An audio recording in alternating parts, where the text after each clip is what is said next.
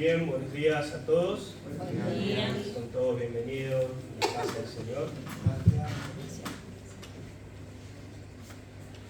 Vamos a comenzar esta reunión del culto general, como tenemos costumbre, alabando a nuestro Dios, adorando a nuestro Dios por medio de las alabanzas. Pero antes de comenzar, de iniciar, vamos a tener un momento de oración. Vamos a orar y en la guía y dirección de nuestro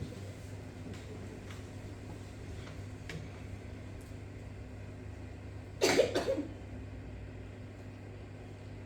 Padre, damos gracias por poder estar aquí una vez más reunidos con mi iglesia. Señor, necesitamos oír tu voz. Necesitamos, Señor, conocerte aún más. Necesitamos, Señor, el deseo de tu palabra. Necesitamos, Señor, el deseo de estar en tu presencia. Necesitamos, Señor, estar aquí el día de hoy, en cuerpo, en mente, en espíritu. Señor, porque tú eres digno de recibir nuestra alabanza, nuestra adoración, nuestro tiempo. Padre, damos gracias porque en tu misericordia has tenido a bien permitirnos, Señor, estar aquí hoy reunidos. No es en vano, Señor, porque sabemos que tu Espíritu obra cuando la iglesia se reúne. Padre, prepara nuestros corazones para recibir con alegría, con gozo lo que escuchamos el día de hoy. Por más duro que sea, por más que nuestro corazón se resista, ayúdanos, Señor, a oír tu voz, a prestar oídos, Señor, a lo que tienes preparado para nosotros esta mañana. Ayúdanos, Padre, a llevar nuestras mentes, nuestros corazones, a pensar sobre ti. Bendice este tiempo, Señor. El hombre es débil, pero tú das gracia y pedimos esa gracia, Señor, para que guíes esta reunión. En el nombre de Jesús oramos. Amén. Vamos a cantar el número 57.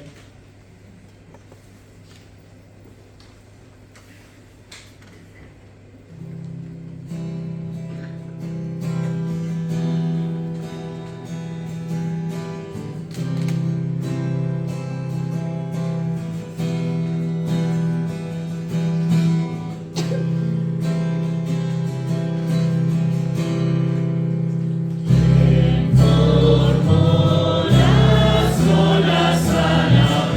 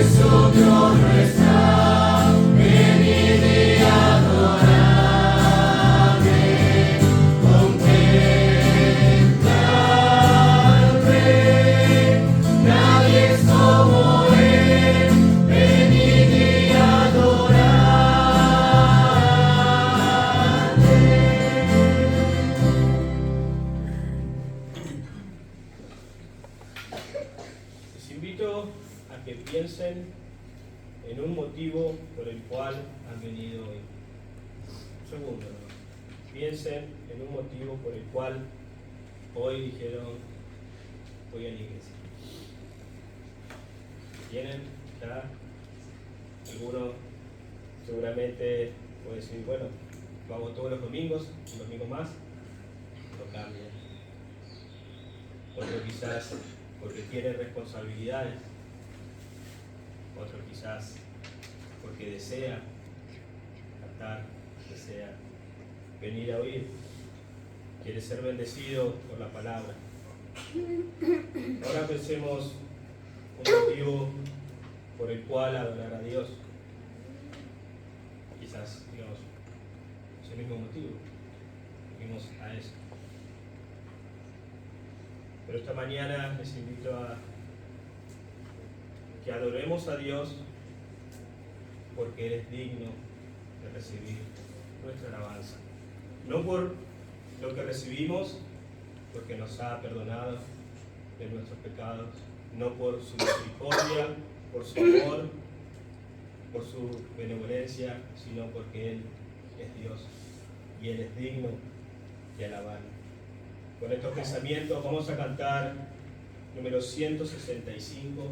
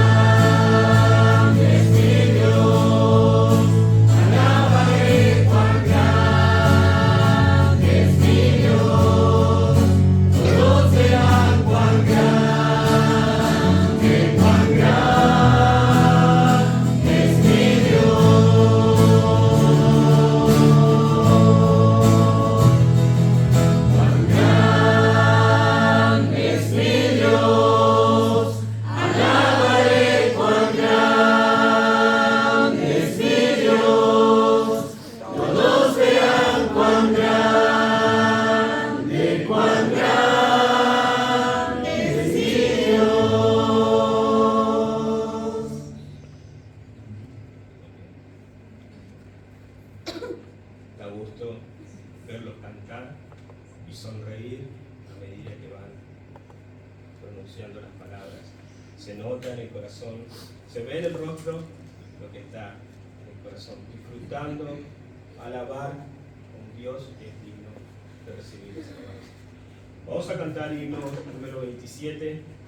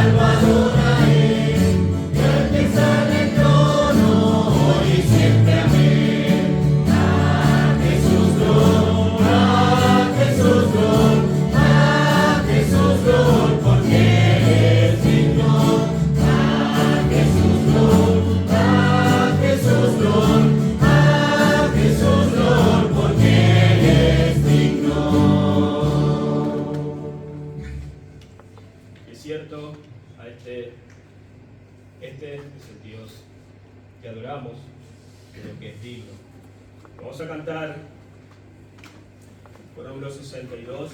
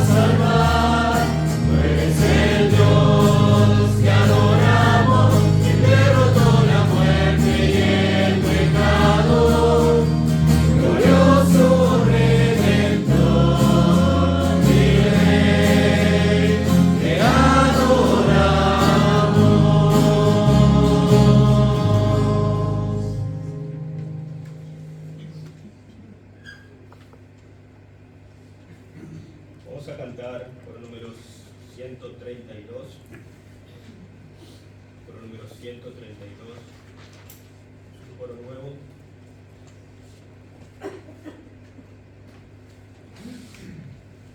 Hemos cantado como especial en la última cena,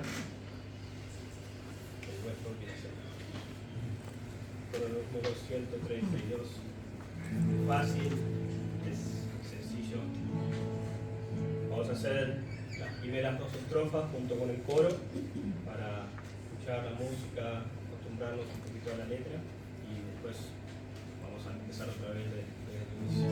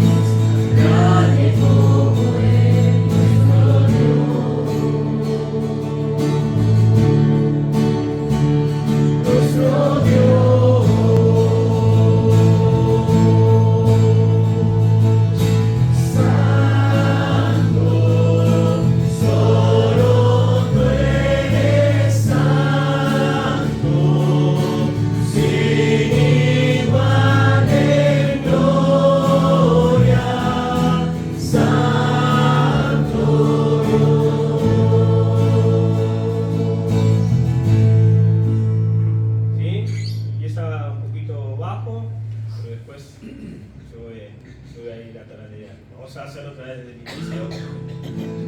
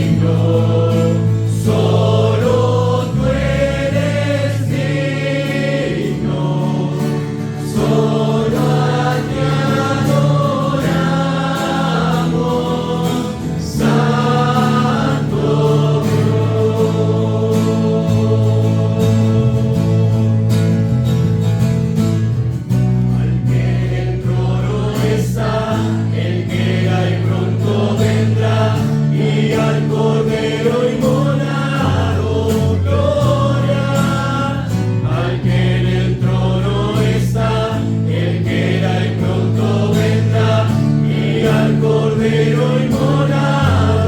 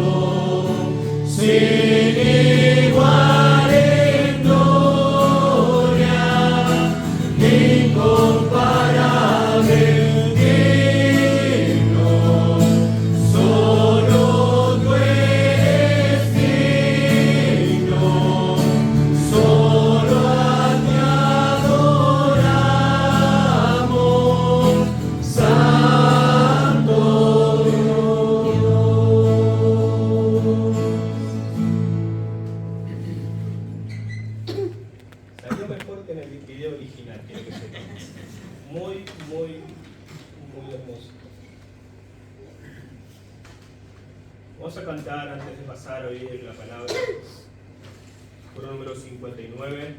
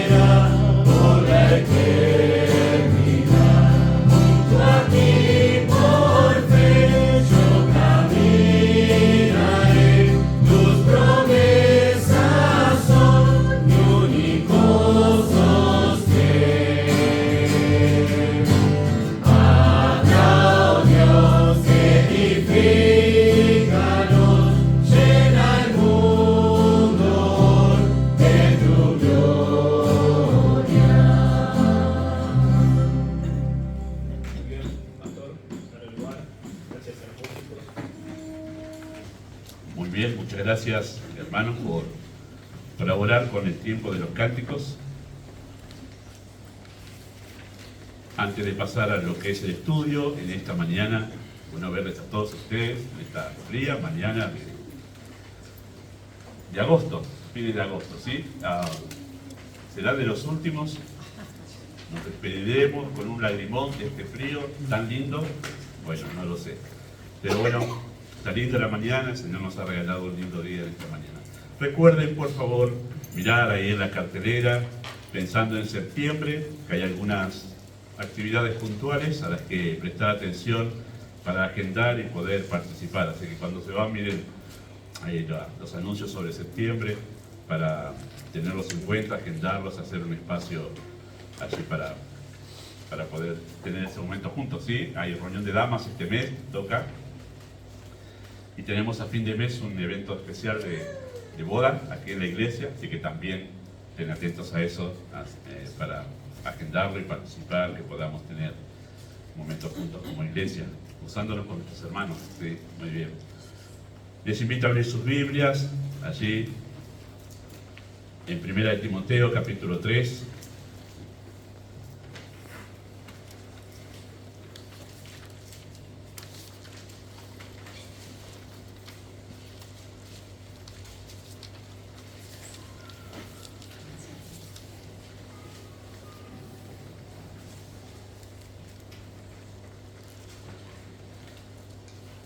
Primera de Timoteo es una carta en el Nuevo Testamento, ¿sí?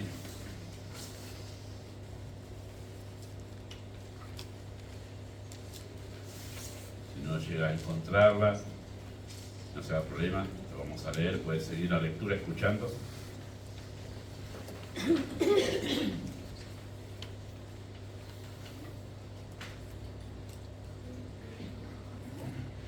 Muy bien, dice el texto así, versículo 1 en adelante, palabra fiel. Si alguno anhela obispado o pastorado, que es lo mismo, sí, buena obra desea, pero es necesario que el obispo sea irreprensible, marido de una sola mujer, sobrio, prudente, decoroso, hospedador, apto para enseñar, no dado al vino, no pendenciero, no codicioso de ganancias deshonestas, sino amable, apacible, no avaro, que gobierne bien su casa, que tenga a sus hijos en sujeción con toda honestidad, pues el que no sabe gobernar su propia casa, ¿cómo cuidará de la iglesia de Dios? Hasta ahí nomás la lectura de la Escritura. Yo voy a leerles el pasaje paralelo. ¿Qué significa el pasaje paralelo? Que se habla de lo mismo, pero en otra carta. Pablo le escribió a otro colaborador suyo para darle las mismas indicaciones. ¿Qué indicaciones? De cómo debe ser la persona, qué cualidades debe tener la persona a quienes vamos a otorgarle, concederle como iglesia la responsabilidad de ser pastor, de administrar una iglesia. Pienso que si siempre seguiríamos estas pautas, habría menos problemas en la iglesia de Cristo en cuanto al hecho de los liderazgos. Pero el pasaje paralelo dice así: a Tito le escribe en esta ocasión: por esta causa te dejé en Creta, para que corrigieses lo deficiente y establecieses ancianos en cada ciudad, así como yo te mandé. El que fuere irreprensible, marido de una sola mujer, que tenga hijos creyentes, que no estén acusados de disolución ni de rebeldía, porque es necesario que el obispo sea irreprensible como administrador de Dios. Muy bien. Quise leer el pasaje paralelo, aunque nos quedamos en Timoteo, para notar que Pablo dice lo mismo en cuanto al tema de la cualidad del pastor como hombre de familia, pero con distintas palabras. Las vamos a hacer notar en un momento, pero es exactamente lo mismo que dice aquí en Timoteo capítulo 3, cuando él está hablando acerca de que él debe gobernar bien su casa, teniendo a sus hijos en sujeción con toda honestidad, pues el que no sabe gobernar su propia casa, ¿cómo cuidará de la iglesia de Dios? Eso es un requisito, ¿sí? Es necesario, dice, al comienzo de esa lista, como que esto es ineludible, no se puede dejar de lado estas cualidades en pensar en alguien para el pastorado. ¿Oramos? Amado Padre Celestial, nosotros nos acercamos a tu presencia en esta mañana, y después de haber ofrecido sacrificios de labios que honran tu nombre, pedimos que ahora, desde lo más íntimo de nuestro ser, podamos tener la actitud apropiada al acercarnos a tu palabra.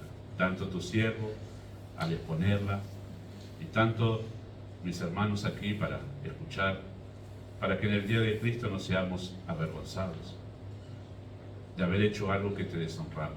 Por eso rogamos que tú aquietes nuestros corazones de toda preocupación y que los libres de toda distracción, para que en verdad podamos prestar atención a tu palabra. como el profeta Samuel le dijo a Saúl, mejor es prestar atención que los sacrificios. Por eso, Padre, deseamos prestar el oído no solo natural, sino el oído espiritual, humillando nuestros corazones ante la autoridad de tu palabra. Y habla mucho más allá de lo que hemos de decir en este momento. En el nombre de Jesús. Amén. ¿Cómo y cuándo? Sí, son dos cosas que son como un tema favorito, ¿no? Entre los favoritos, ¿sí? ¿Cómo y cuándo nació la maldad? ¿Se ha preguntado eso alguna vez?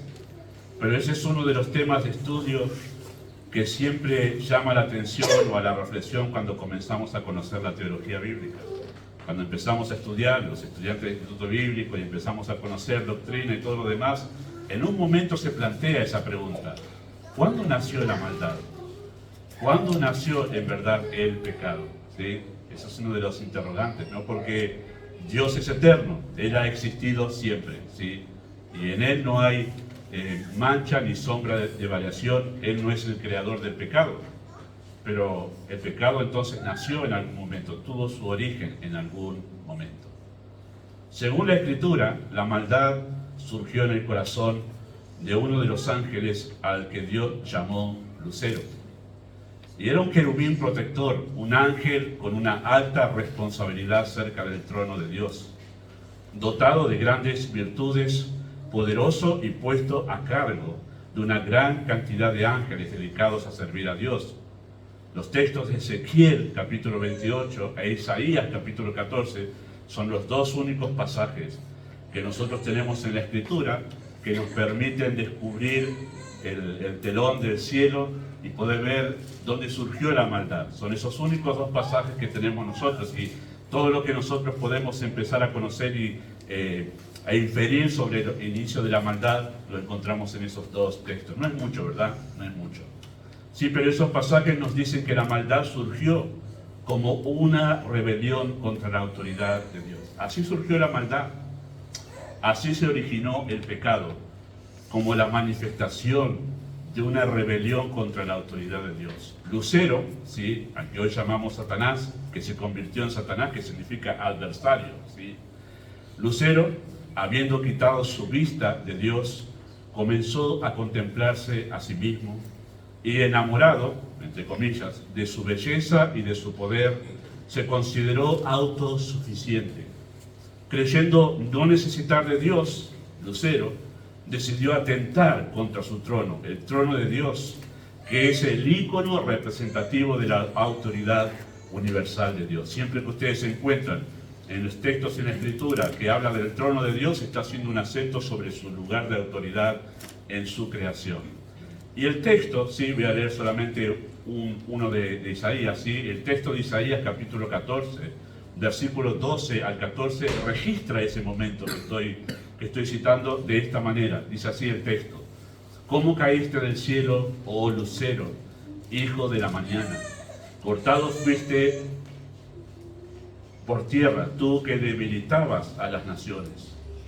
Tú que decías en tu corazón: subiré al cielo, en lo más alto, junto a las estrellas de Dios levantaré mi trono, y en el monte de testimonio me sentaré, a los lados del norte.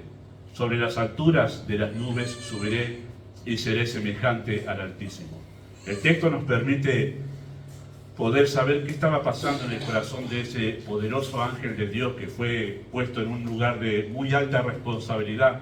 Ustedes saben que los ángeles, por lo que entendemos en la Escritura, tienen distintos grados de responsabilidad, y algunos tienen un lugar más alto de responsabilidad que otros. Como encontramos en la Escritura algunos nombres revelados de los ángeles, y sabemos que cambian de nombre según esa responsabilidad que tienen, ¿no? Me refiero que algunos son ángeles, pero llamados querubines, otros son serafines. Hay grados de responsabilidad entre los ángeles. Y parece ser por el relato de la Escritura que Lucero era uno de los más altos en responsabilidad en el cielo. ¿Qué pensó ese ser? Y al tener tan gran responsabilidad se le dio mucho poder y mucha belleza, según el libro del profeta Ezequiel. Pero es interesante que se revela en Isaías lo que pensaba en su corazón. Subiré al cielo y voy a sacar el trono de Dios y voy a establecer mi trono en ese lugar. Subiré a lo más alto y termina diciendo, seré semejante al Altísimo. Eso pensaba en el corazón Lucero cuando nació la maldad. Nació de ese pensamiento, la maldad y el pecado. Como nosotros vemos la maldad y el pecado en el mundo hoy en día, todo lo que eso implica y significa, nació acá, con este pensamiento. Subiré al cielo, sacaré el trono de Dios, no me interesa el trono de Dios, dijo Lucero, me interesa mi trono en ese lugar, y seré semejante al Altísimo. Lucero no quiso el trono de Dios, quiso poner su trono en el lugar donde estaba el trono de Dios. ¿Dónde? En lo más alto. Y esto significa, esa idea que tenía Satanás significa, no quiero tener a nadie sobre mí diciéndome qué hacer. No quiero tener autoridad sobre mí. Quiero yo ser mi única autoridad. Quitar el trono de Dios. Él ordenándome y diciéndome qué hacer. No quiero eso. Quiero yo decidir qué hacer conmigo, con mi existencia. Ahí nació el pecado. Así nació lo que conocemos como la maldad. Rechazando la autoridad de Dios. Y él dijo, no quiero que él me diga. Por eso quiero sacar su trono, no me interesa mi trono. Ahí, yo determinando qué hacer con mi existencia. Y esa expresión que encontramos ahí en el texto de Isaías capítulo 14, seré semejante al Altísimo, significa, yo seré quien decida qué está bien y qué está mal. ¿Por qué? Porque si Dios está en su trono, gobernando, de acuerdo a lo que aprendimos la semana pasada, no gobernando y decidiendo sobre su creación, lo que estaba diciendo Satanás es, él es el que determina y ordena todo. Bueno, yo seré semejante a él, yo voy a determinar qué está bien y qué está mal ahora, seré semejante a él, porque puedo. Él se miró a sí mismo y él dijo, cuánta capacidad que tengo, qué bello que soy, cuán inteligente y sabio soy. No necesito de Dios para que me diga qué hacer, en realidad yo puedo hacerlo. Yo soy capaz de hacer eso. Y entonces él quiso ocupar el lugar de Dios ahí, determinando qué está bien y qué está mal. Yo seré, dijo Satanás, mi propia autoridad moral. Yo seré como Dios. No necesito de él para saber qué hacer. ¿No le resulta conocida esa expresión? Ser semejante a Dios. ¿Dónde se volvió a repetir? Bueno, esta fue la misma idea con la que Satanás engañó a Adán y a Eva. Seréis como Dios, sabiendo el bien y el mal. Esa expresión, según los estudiosos del idioma hebreo y de cómo está escrito eso en el idioma original, que es el hebreo, parece que es esta la expresión de lo que estaba diciendo Satanás ahí en el huerto de Edén a Eva, engañándola. Ustedes ocuparán el lugar de Dios en sus vidas. Ya no lo necesitarán a Él para saber qué está bien y qué está mal. Ustedes serán su propio Dios, determinando qué está bien. Sabréis el bien y el mal. Ustedes no necesitan que Dios les diga qué está bien y qué está mal. Es la misma idea. La misma idea que Él tuvo cuando estuvo allí junto al trono de Dios y dijo, no lo necesito a Él para que me diga qué hacer. No necesito una autoridad sobre mi vida que me diga que está bien. Y fue a Eva, y a Adán, y les dijo exactamente lo mismo. Ustedes no necesitan de Dios para que les diga que está bien y que está mal. Y cuando Eva creyó el engaño de Satanás, el pecado se introdujo en la raza humana. Así es el origen de la maldad, ¿sí? La criatura rebelándose contra el Creador, rebelándose contra aquel que sustenta su existencia. ¡Qué insensatez! ¿No piensa eso? ¡Qué insensatez! La criatura rebelándose contra el que lo creó y el que lo sustenta, diciendo, no te necesito. Tremendo. ¡Cuánta insensatez! La maldad, entonces, o el pecado, como lo conocemos, nació como una rebelión contra la autoridad de Dios. Esta es la esencia del pecado y siempre tenderá a rebelarse contra la autoridad del Creador. O sea, la esencia del pecado es esta, rebelión contra la autoridad, contra el trono de Dios. Por eso cuando ustedes se encuentran en la Escritura un relato donde vemos una rebelión directa contra el trono de Dios, ustedes van a notar enseguida una muy contundente y fuerte reacción de Dios. Ustedes dicen, ¿tan serio? Sí, tan serio es el asunto. Hay algunos ejemplos que vamos a citar al final de este estudio, pero es un asunto serio este. Satanás fue echado inmediatamente del cielo, fue arrojado. Es interesante que lo que hizo Satanás, que estaba a cargo de una gran multitud de ángeles, los incentivó, los motivó. Esa es la expresión en Ezequiel cuando dice la multitud de tus contrataciones. Los estudiosos del hebreo dicen que eso significa que él comenzó a animar a los ángeles que estaban con él a también rebelarse. No necesitamos, muchachos, no necesitamos de Dios. Y es ahí donde Dios los quitó del cielo, de ese lugar de dignidad, de alta dignidad que Dios les había dado. Y ahí tenemos a Satanás, el enemigo de Dios, con los demonios. Así surgen los demonios, ¿sí? Ángeles caídos son, ángeles que se rebelaron contra la autoridad de Dios. Tremendo, tremendo. Así que no es cosa menor el tema que estamos tratando nosotros en este mes sobre el tema de la familia, ¿sí? Y no es cosa menor levantarse contra la autoridad. ¿Por qué? Porque es levantarse contra Dios mismo. ¿Sí? Levantarse contra una autoridad, como lo vimos la semana pasada, como Dios ha delegado su autoridad en el mundo. Levantarse contra una autoridad no es cosa menor y es muy serio. Hay que estar pensando muy seriamente cuando nosotros en algún momento decimos, este es el momento de levantarme contra esta autoridad. Tiene que ser algo muy, muy particular, muy meditado, tiene que haber una razón muy clara, porque es un asunto muy serio si no nos estamos levantando contra Dios mismo. Por eso, una de las enseñanzas más importantes, si no la más importante, que los padres pueden y deben dar a los hijos, es saber cómo responder a la autoridad. Enseñarle a sus hijos cómo ellos tienen que responder a la autoridad. La semana pasada hablamos de cómo se administra la autoridad. Y hoy vamos nosotros a mirar cómo se debe responder. Prepararlos a ellos, a los hijos, para esto, es prepararlos para la vida en sí. ¿Por qué? Porque Él está dando un gran elemento para la vida a los hijos cuando les enseña a saber cómo responder a la autoridad. Bueno, porque en el universo que Dios creó, todo se rige por este principio. Todo en el universo de Dios se rige por este principio. Así que sus hijos no van a poder andar en este mundo de una manera sensata y sabia si ellos no saben cómo responder a la autoridad.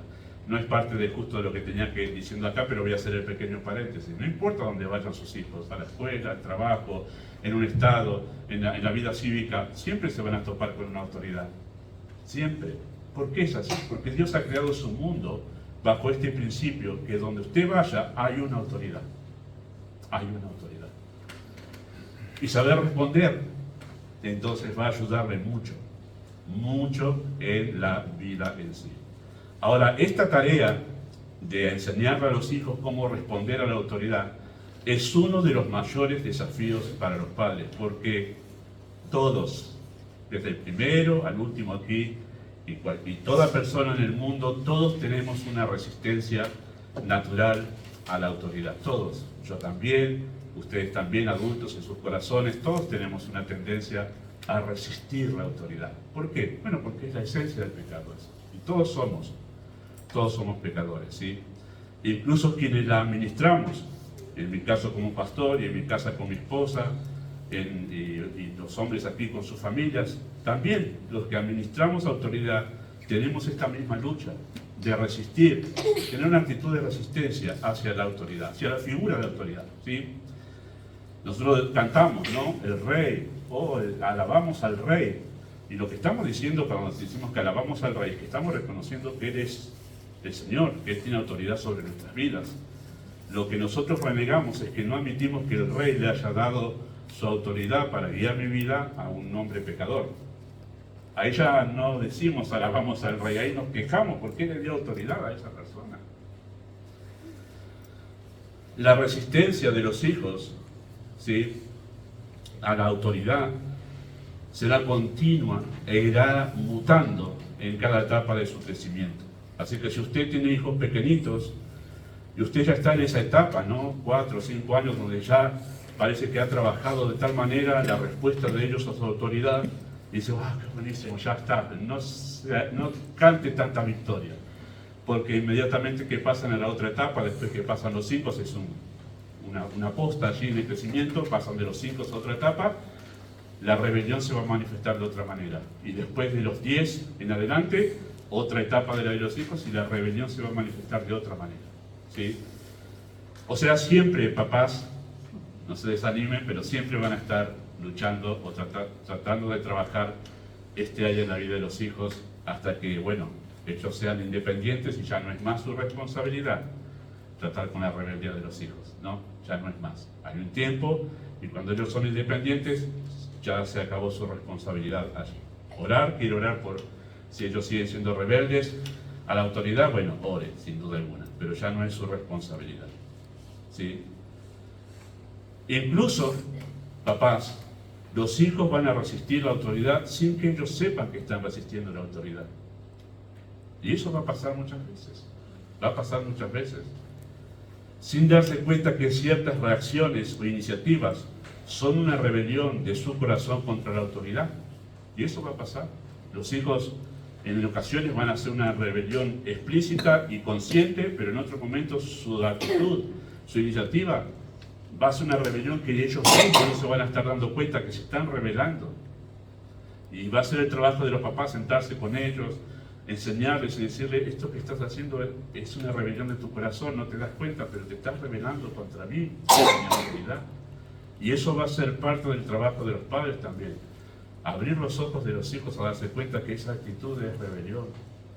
Leía, por ejemplo, vi un video de esos cortitos que hay, que un alumno firmó a otro alumno, no sé cuántos lo vieron, en la clase, sí, no acá, sino en Estados Unidos, en la clase, a ese alumno no le gustaba cómo la maestra estaba enseñando.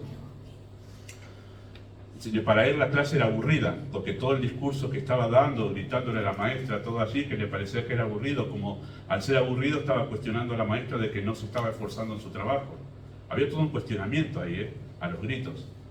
Ese video fue subido, y entonces tuvo el doctor de no, muy bien por ese alumno, alguien tiene que poner en su lugar a los maestros para que se esfuercen un poco más y todo lo demás. Tremendo, ¿no? Porque en el mundo es bien visto el tema de rebelarse y levantarse. Alguien le tenía que poner los puntos, dice él. Imagínense si hay que levantarse contra los maestros que parecen aburridos. Tendríamos una manifestación en la Plaza de Mayo. Pero no está bien. Y en los posteos, los comentarios que hacen, estaban aquellos que decían no, eso no.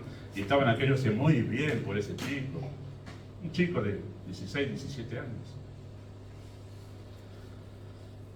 Se levantan pensando que están haciendo algo bueno, cuando en realidad se están rebelando. Muchos son como el apóstol Pablo, piensa que están sirviendo a Dios.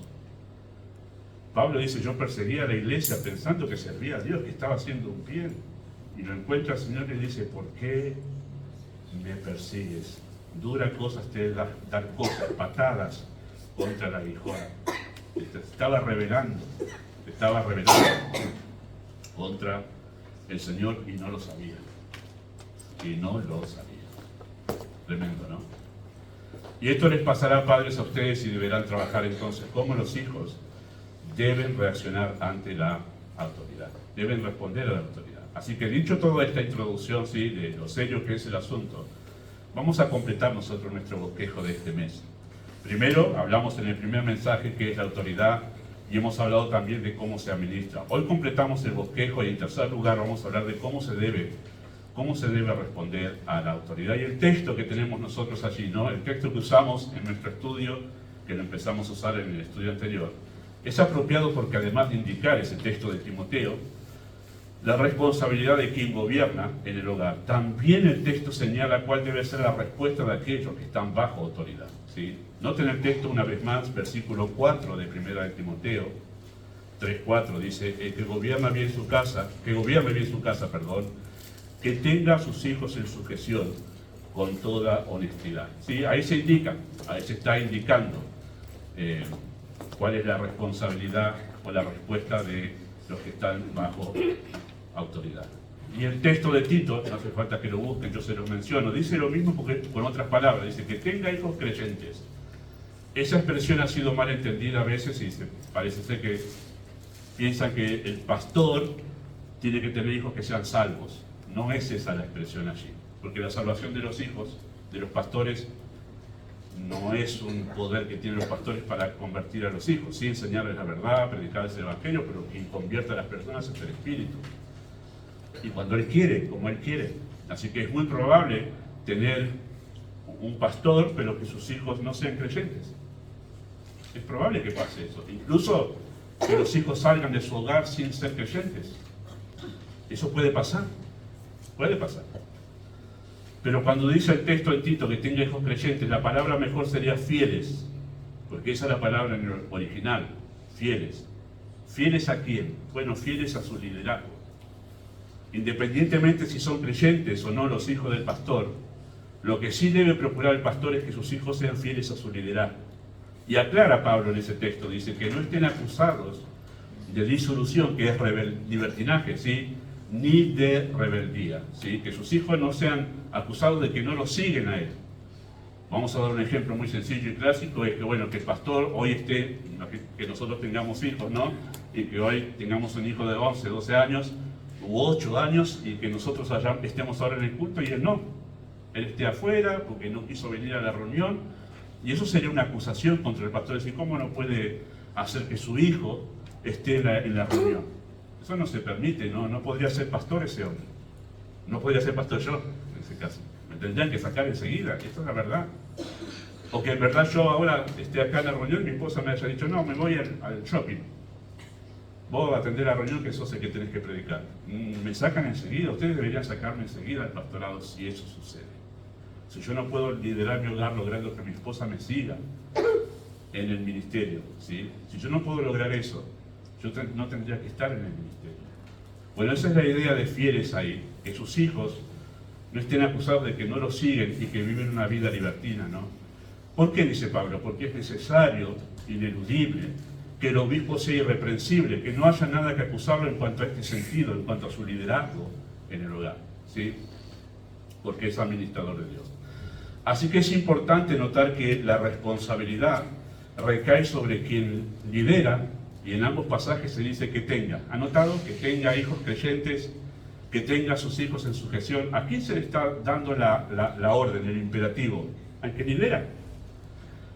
Porque si esto fuese y dependiese solamente de cómo son los hijos, entonces el texto diría, bueno, esperamos y anhelamos que sus hijos realmente le respondan. Pero no, se le da una orden al líder, que él tenga a sus hijos en sujeción. Ahora, no está diciendo el texto que él procree hijos que sean obedientes, porque algunos dicen, bueno, los hijos vienen como vienen, este me vino obediente y este me vino desobediente, ¿qué le voy a hacer? Es así la naturaleza. No se está hablando de que procree hijos obedientes, sino que él procure realmente, ¿sí?, que él sea responsable en generar en sus hijos una respuesta apropiada, ¿sí?, hacia el liderazgo. Pero esto, queridos hijos, aquí también, esto no quita la responsabilidad de los hijos sobre su culpa, ¿no?, al desobedecer. Algunos hijos dirán, bueno, yo no desobedezco, pero usted, pastor, tiene que saber que mi papá es un desastre.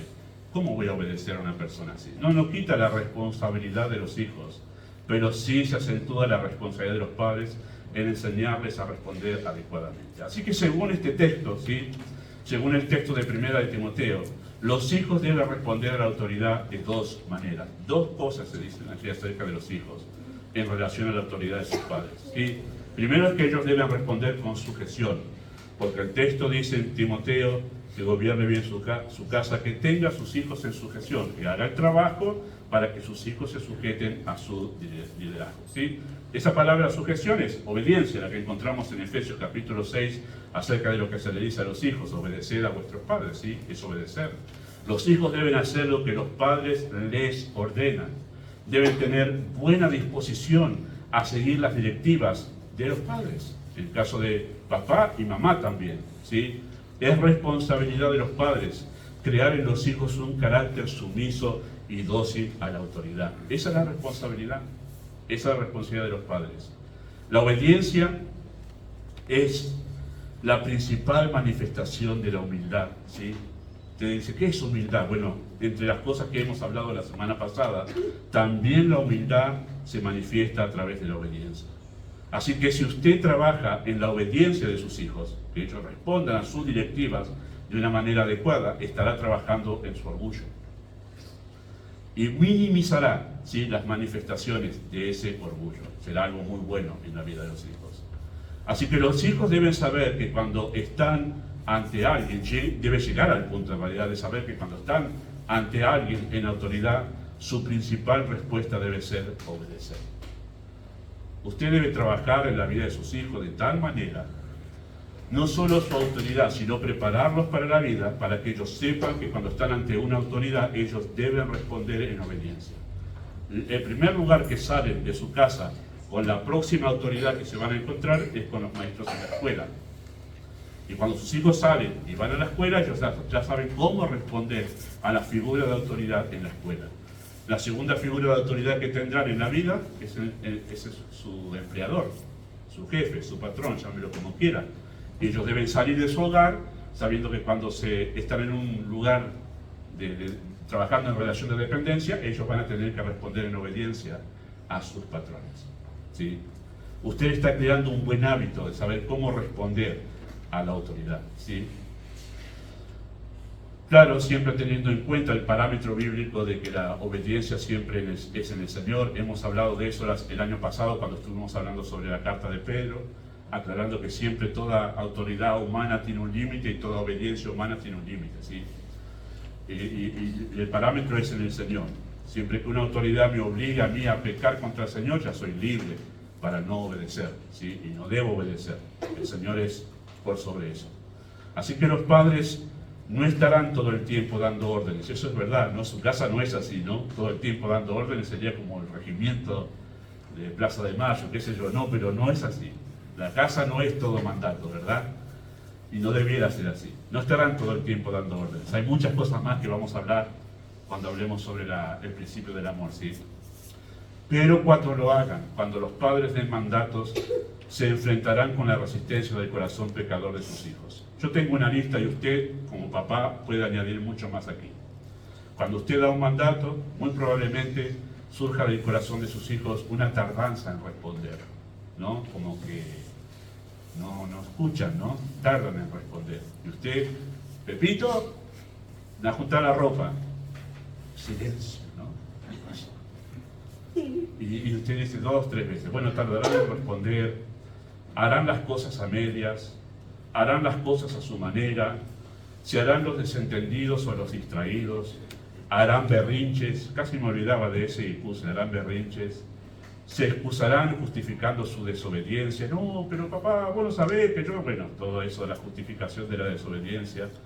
Se enojarán colocándose en el papel de víctima, siempre a mí, siempre. Bueno, cosas así, pero son manifestaciones de la rebelión del corazón contra la autoridad. Serán indiferentes, ¿sí? Se resistirán con ira violenta si no son indiferentes. Se irán de casa en algunos casos cuando ya son grandes en manifestación de rebelión contra la autoridad de sus padres. ¿Sí? Así que no, a casa sí me voy. ¿Cuántos hijos, no? Andando de casa en casa, en la casa de los abuelos, en la casa de los tíos, porque se llevan mal con sus padres. O cuántos hijos escondidos en las reuniones de jóvenes de la iglesia, ¿no?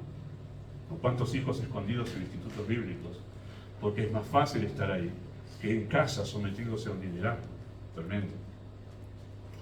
Bueno, agregue todo lo que quiera a esta lista que usted conoce de las manifestaciones de rebelión del corazón de su hijo cuando usted le da una orden. Hay un montón, ¿no?, que se pueden añadir. Ante todo esto, los padres no pueden permanecer indiferentes. Y a uno le da ganas, ¿no?, cuando está en el supermercado y ve a ese pequeñito de 50 centímetros manejando a papá y a mamá a su gusto y placer. Ya sabe que cuando hace berrinche, ya sabe que ellos acá no se atreven a hacer nada conmigo. Acá me las arreglo yo. Y lo saben, ¿eh?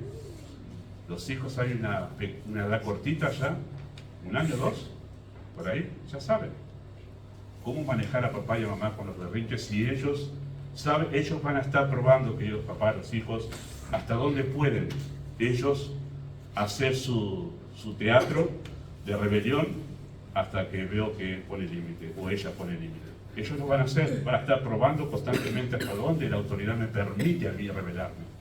Va a ser constante eso, va a ser constante. Así que usted no puede permanecer indiferente en ese momento, que usted se da cuenta que es una rebelión de él, una rebelión de ella, contra lo que yo le estoy diciendo. No permanezca indiferente ante eso, porque en cuanto usted permitió una vez, ella sabe que va a poder hacerlo dos. Y si usted le permitió dos, ya sabe que puede hacer una tercera. Y cuando hace la tercera y pasa la cuarta, y ya está. Ya sabe que acá el límite lo rompí hasta acá. Voy a probar después romper un poquito más el límite. Eso pasa en el corazón de los hijos. Entonces hay que corregir, y ahí viene la parte difícil para papá y mamá, que es corregir. ¿Sí? Yo sé que es difícil para ustedes, papás. Nosotros no tenemos hijos, pero en mi lugar de autoridad como pastor, también, si usted me pregunta, ¿qué es la parte más difícil, pastor, en su ministerio en relación con las personas? Y corregir. No es fácil corregir. A veces la persona que mira de afuera el liderazgo dice, estás ahí, dale, metí caña, dale que ordena todo, pega 3 gritos y no es fácil corregir a las personas. Y más cuando las personas son grandes. Ustedes tienen una gran ventaja, papá, sus hijos son chiquitos, dependen mucho de ustedes, enseguida responden a la voz, pero con gente grande no es tan fácil corregir las cosas. Hay muchas cosas en juego, pero corregir es muy difícil. Pero usted no puede permanecer indiferente ante una rebelión de su hijo a la autoridad, por lo que implica, ¿no?, la autoridad. Hay que corregir. Y hay que corregir evitando los extremos, ¿sí? La ira explosiva en violencia física y verbal. No espere hasta eso, papá. ¿Sabe por qué algunos papás explotan en ira violenta contra sus hijos y vienen los gritos, los insultos? Es terrible cuando a un chiquitito de 1 o 2 años le responden como a las palabras y lo tratan como una basura, y lo he escuchado yo, no de creyentes en la iglesia por la duda, hasta ahora no por lo menos, pero de alguien que es maestra de jardín. Y ya, si yo tuviese un bebé, un chiquito, digo, no vayas ahí con esa maestra porque yo sé cómo trata a su hijo, lo insultan. Y en otros casos peores, la violencia física, ¿sí? Es terrible eso. ¿Y por qué se llega a eso? Porque no lo trató desde el primer momento, cuando usted estaba calmado, desde el primer momento cuando usted estaba en sus cabales, cuando no se le saltó la térmica. Y como usted lo deja, llega un momento que acá la térmica estalló todo y todo, con la violencia. No hay que llegar a ese punto. No hay que llegar a ese punto. Ese es un extremo. Así que usted tiene que corregir evitando eso, pero también tiene que corregir evitando caer en el temor a perder el afecto de los hijos. Ese es el otro extremo. Padres marionetas. Padres que tienen miedo. No lo voy a corregir porque él me va a terminar odiando a mí. Me va a terminar no queriendo. Bueno, charlando con uno de los papás aquí en la iglesia hace unos días, mejor dicho, me ha hecho notar lo interesante que es que cuando alguien realmente corrige a tiempo y mantiene eso como una disciplina en su hogar, los hijos lo quieren más. Los hijos lo quieren más. Algunos papás no corrigen pensando que van a obtener el odio de sus hijos. No, si usted corrige de manera sana, sus hijos le van a querer más. Porque es parte del diseño de Dios. Pero hay papás que no entienden esto y dicen, no, yo para no perder el amor de mis chiquitos. Ellos creen que yo soy todo amor, que yo así lo único que le habré hecho en la vida. Muy mal habla de usted. Muy mal habla de usted. Yo nunca les dije no a nada. Uy, terrible. Que sale de una persona a la que nunca se le ha puesto un límite. Así que hay que corregir evitando los extremos. Hay que corregir con firmes convicciones, ¿sí? ¿Cómo evitamos estos extremos? ¿Cómo evitamos estos extremos? Usted tenga firmes convicciones de por qué corrige. ¿Por qué corrigen? Hay papás que corrigen porque se cansaron. Ya está, me tenés cansado, y todo. Andar a tu cuarto, pum, cierran la puerta y listo, no le hablan más en el día hasta que todo se calmó y al otro día otra vez, sin decirle nada, sin explicarle, sin trabajar en él, para explicarle a su hijo, a su hija, explicarle, te corregí por esto y no quiero que lo sigas haciendo. Y te corregí porque te amo. Todo ese proceso de la corrección, no lo hacen. ¿Sí? Porque simplemente quiero tranquilidad en casa. Así que basta de todo esto, quiero estar tranquilo. No, no es una buena motivación eso. No es una buena motivación, ¿sí? Pero hay que corregir con firmes convicciones, ¿sí? O hay otros que corrigen para... No, te corrijo para que cuando salgamos de acá nadie hable mal de esta casa. Tampoco es una buena motivación. Tampoco es una buena motivación. Y solo una lista de muchas cosas que podríamos afirmar allí como firmes convicciones o razones para corregir. Usted tiene que tener en claro lo que significa la autoridad, qué están haciendo ellos cuando se rebelan contra su autoridad, lo que significa rebelarse contra la autoridad, que habla mucho de la naturaleza del corazón de sus hijos. Tiene que tener la convicción de la naturaleza de la rebelión, que no es un acto inocente, no es un acto inocente rebelarse contra la autoridad. Y debe tener en claro usted, papá y mamá, eso. La bendición de la corrección. Si usted tiene en claro lo bueno que está haciendo con su hijo, con su hija, al corregir ese acto de rebelión, usted cambiaría mucho su postura. Dios es honrado, su hijo es beneficiado al ser librado de un gran mal, crea un ambiente de orden y amor en el hogar, bendice a su iglesia, hace bien a las futuras relaciones de sus hijos y confronta a su hijo también con el Evangelio. Cuando usted corrige a su hijo en su rebelión, usted le está diciendo: hay algo mal en tu corazón y necesitas a Cristo. Usted está evangelizando a su hijo cuando usted lo corrige, porque usted está haciendo ver que él está haciendo algo mal. Y cuando lo hace una, otra y otra vez, es el momento para que usted le diga: vos me desobedeces porque sos pecador y necesitas a Cristo. Él te puede ayudar a obedecerme. Usted lo evangeliza, pero usted le hace un gran mal si usted no lo corrige. Si usted entendiera, papá, todo esto, todo lo que hay detrás de la corrección, miraría muy, muy distinto a lo que la Biblia enseña. Y también debe corregir con una meta práctica. Corrija buscando algo inmediato, ¿sí? Hay metas a largo plazo, pero hay metas inmediatas que se deben lograr, ¿sí? Prontas. Eso es lo que es inmediato, ¿sí? El propósito práctico es lograr que ellos respondan de una forma adecuada a la autoridad. Si eso se logra, habrá un gran terreno ganado en la educación. O sea, póngase esto, no simplemente corte el momento difícil de tensión, sino procure que él, dígale: cuando te vuelva a decir esto, vos tenés que responder enseguida. No me contestes, no te quedes sentado, no hagas malas caras. Respondeme enseguida. Y sigue insistiendo en eso hasta que él adopte esa manera que cuando usted le dice: tráeme esto, él va y lo trae. Porque papá, mamá lo ha dicho. Trabaje hasta eso. Trabaje hasta eso. No corrija por corregir nomás, sino con un fin práctico, inmediato, que usted puede notar en la vida de sus hijos, ¿sí? Y de verdad que si usted logra eso, tiene un gran terreno ganado en la relación con sus hijos. De verdad que sí.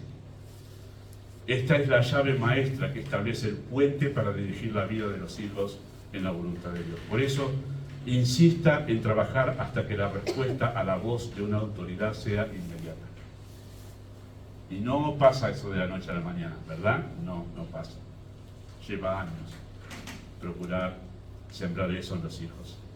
El simple hecho de que alguien responda obedientemente a un mandato dice mucho del carácter de esa persona. Lo digo yo como pastor, hermanos, lo digo como pastor. Cuando encontramos ese tipo de creyentes que responden inmediatamente a cómo el pastor dirige la iglesia, hay un gran terreno ganado como iglesia.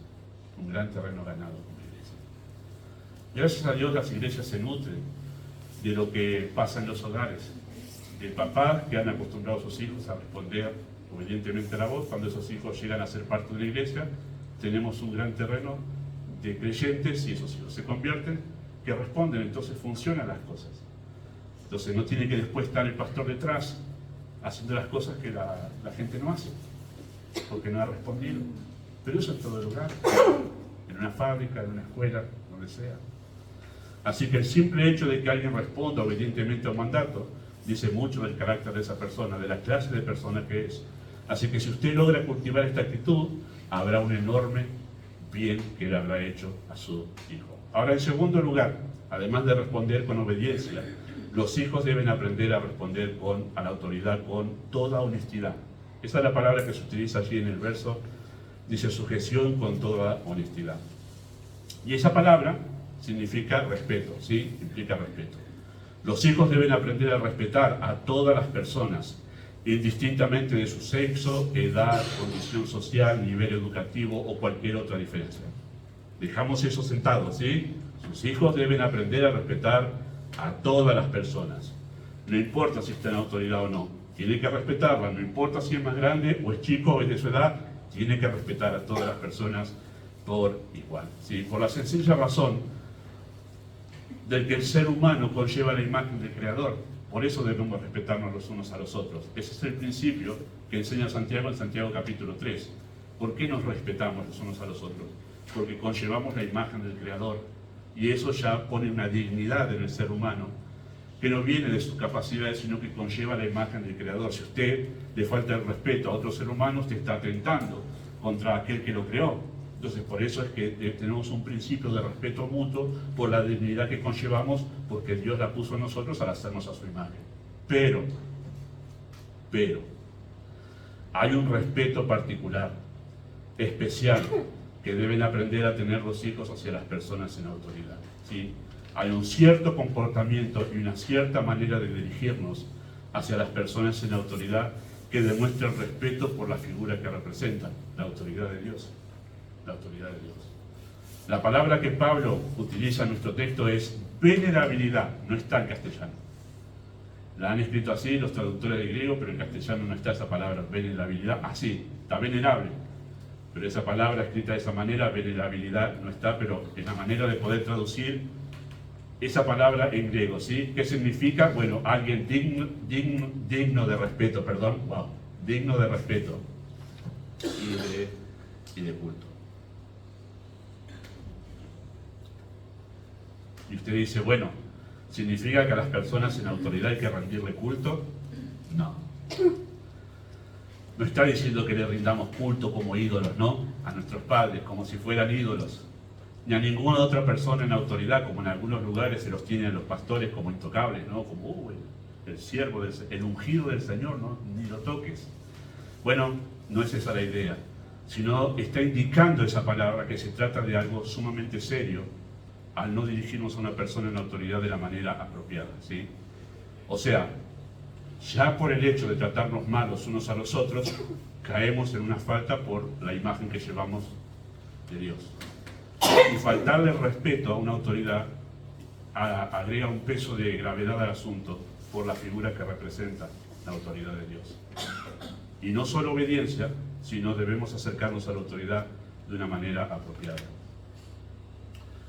Sí, este pasaje o esta idea corre en paralelo con lo que dice Éxodo capítulo 20, versículo 12. Honra a tu padre y a tu madre.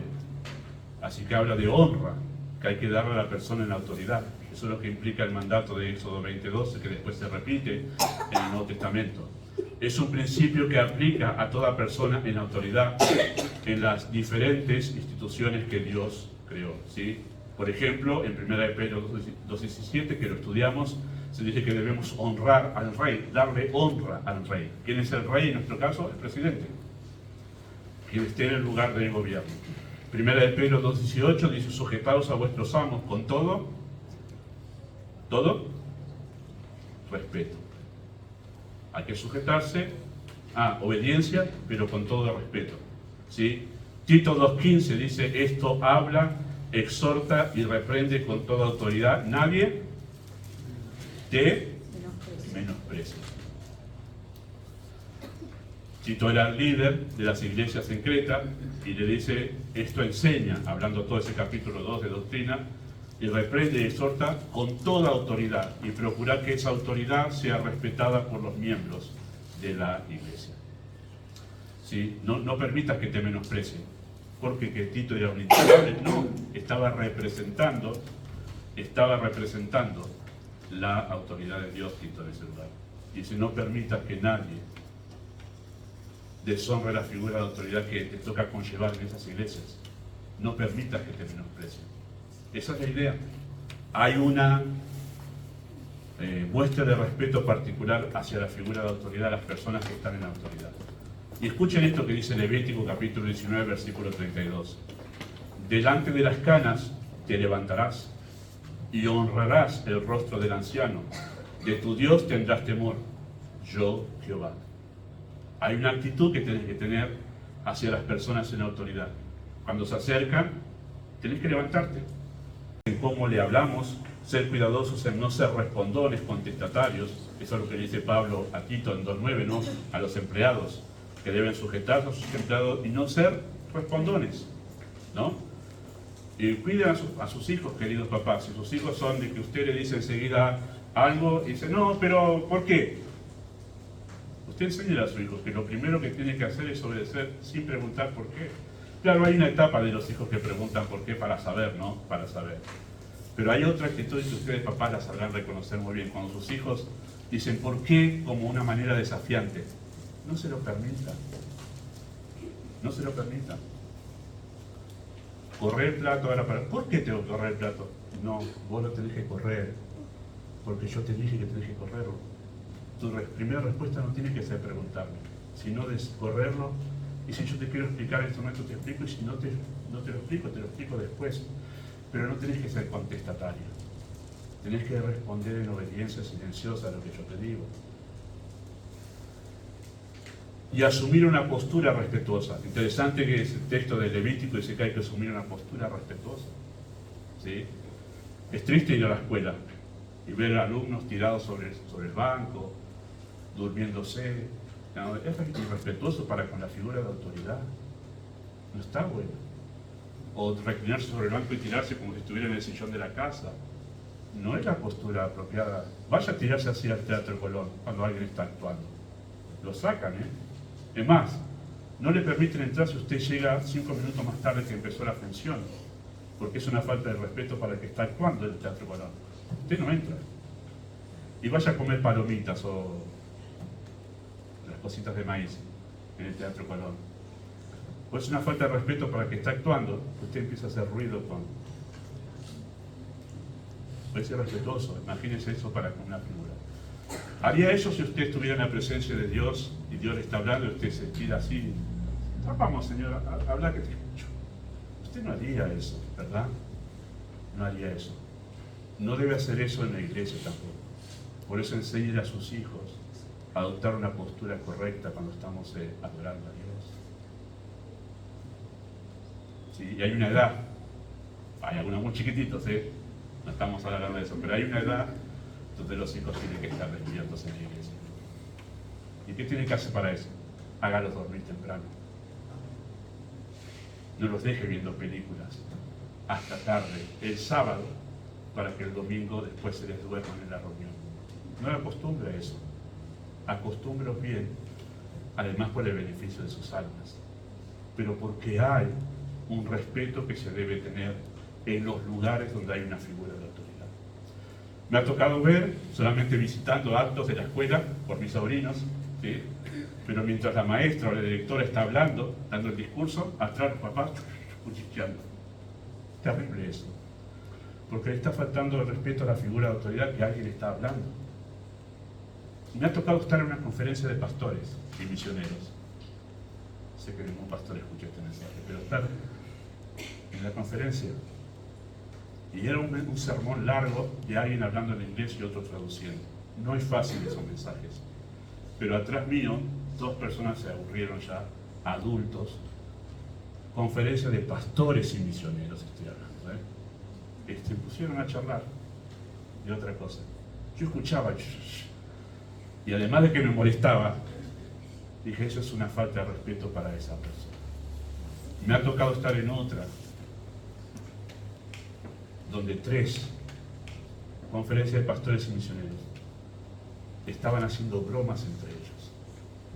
Y les puedo asegurar que a quien yo estaba escuchando dije, wow, lo que está enseñando. No es un problema de niños el tema de la falta de respeto a la autoridad. Es un problema del corazón pecador. Y lo podemos tener cualquiera de nosotros. Cuando el corazón nos lleva a rebelarnos contra la autoridad. Y no es la idea, obviamente, que tengamos a las personas en autoridad como intocables, pero sí debemos tener cuidado incluso en cómo tratamos sus faltas. Pablo dice que contra un anciano no debemos admitir una acusación sino por 2 o 3 testigos. ¿De qué estás acusando a esta persona en autoridad, sea tu papá, sea tu maestro en la escuela, sea el pastor en la iglesia. ¿De qué lo estás acusando? Guarda con una acusación que no tiene apoyo. Eso es lo que dice Pablo, le dice a Timoteo en 1 Timoteo 5:19. Las personas que se han rebelado contra la autoridad no han sido inocentes. ¿Recuerdan a Cam, el hijo de Noé? Bueno, lo que pasó en ese evento ahí, cuando Noé se emborrachó, es terrible, hermanos, porque algunos incluso hasta llegan a interpretar que lo que pasó es que Cam tuvo una relación incestuosa con su mamá, que se aprovechó de la borrachera de su papá para tener esta relación allí, y por eso hay una gran maldición sobre el hijo de Cam, que fue Canaán. Y dicen que posiblemente en realidad sea que ese Canaán haya sido el fruto de esa relación incestuosa. Pero fue lo que hizo Cam después de haber tenido esta relación incestuosa, fue y se lo dijo a sus hermanos, como diciendo: vengan a ver al viejo que está borracho. Vengan. E incluso dicen algunos que los invitó a tener esa relación incestuosa con su mamá. Y por eso hay una gran maldición, por esta actitud de rebelión y de burla contra una autoridad, contra la falla de una autoridad. Porque nadie justifica la borrachera de Noé, de ninguna manera. Pero este hijo no tuvo ningún respeto. ¿Qué hicieron los otros dos hijos? Fueron con una manta a ese momento de borrachera terrible de Noé, no mirándolo, no mirando la situación, y lo cubrieron a su papá. Tuvieron sumo respeto en cómo tratar la falta de su papá y de su mamá también. Por eso hay que tener mucho cuidado de cómo hablamos de nuestros padres con otros. Porque los padres todos tienen fallas, pero sea cuidadoso cómo habla de las fallas de su papá y de su mamá. Incluso quizás no tenga que hablarlo. A menos que sea algo muy serio, pero se trata de la manera correcta, apropiada, no burlona. No burlona, ni tampoco para justificar una desobediencia. Coré y su grupo y sus séquitos, ¿se acuerdan de Coré? La rebelión contra Moisés. Llegó un momento que Coré en el desierto se rebeló contra Moisés. Ustedes solo mandan acá, no puede ser que ustedes manden. Acá tiene que haber otro liderazgo también. ¿Qué son ustedes para liderar ustedes solos? Bueno, Moisés no agarró y le dijo: ¿qué te pasa vos? Yo mando acá. No, se fue a orar, y en verdad lo que sucedió es que Dios intervino ahí. Bueno, pónganse de un lado ustedes y de otro lado Moisés y Aarón, los líderes. Y Dios va a dar respuesta sobre este cuestionamiento que ustedes tienen. ¿Y qué pasó? ¿Se acuerdan? Se abrió la tierra y los tragó vivos. Eso para dejar en claro lo que significa rebelarse contra una autoridad. ¿Sí? Es serio el asunto. Y hubo otros dos que se propusieron murmurar contra Moisés: Aarón y María. Y no fueron inocentes, porque a María le vino la lepra por eso. Nosotros vivimos, queridos hermanos, bajo una cultura que no tiene temor de Dios, y por ende no tiene temor de levantarse, menospreciar y desafiar a la autoridad. Vivimos en una cultura que ve como una virtud el rebelarse, y ve como un síntoma de debilidad, ¿sí? La humildad, el someterse, obedecer y respetar a la figura de autoridad. Enseñe a sus hijos, y a la vez sea usted un ejemplo de respeto a la autoridad. Por eso es que delante de ellos no difame, ni tampoco fuera de ellos. No difame a las fuerzas de seguridad. Nadie es perfecto, ¿eh? Así que no esté acostumbrado, como la costumbre popular en Latinoamérica, menospreciar de las figuras de las fuerzas de seguridad que representan la autoridad del país. No difame a las fuerzas de seguridad, no se burle de las figuras de autoridad en el Estado. Deje de subir memes burlándose del presidente, por más que nuestro presidente tenga un montón de fallas. ¿Qué se piensa usted más? ¿Se piensa perfecto al lado de él? Claro, cuando uno ve a otro débil en su carácter y en sus actos, es como que uno se pone encima y dice: te mando un meme porque eso es una porquería, ¿no? ¿Qué nos pensamos que somos? ¿Mejores que ellos? ¿Mejores que ellos? Cuando Pablo trata el tema de cómo debemos reaccionar ante las figuras de autoridad del Estado, le dice en Tito capítulo 3 que la razón por la cual no debemos difamarlos es porque nosotros también éramos en otro tiempo como ellos. Y la única diferencia entre ellos y nosotros, ¿cuál es? que la gracia de Dios se manifestó en nuestras vidas. Nada más. Nada más. La gracia de Dios nos pone al mismo nivel a todos.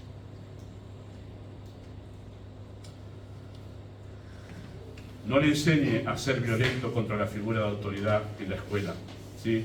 No tema enseñar a sus hijos la gran virtud de la humildad manifestada en obediente sumisión a la autoridad. No piense que está criando hijos débiles, pues es todo lo contrario. Usted estará formando una de las virtudes más sobresalientes de la persona de Cristo si usted le enseña esto.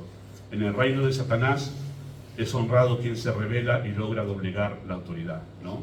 Pero en el reino de Dios brillan y son exaltados quienes se someten y se sujetan.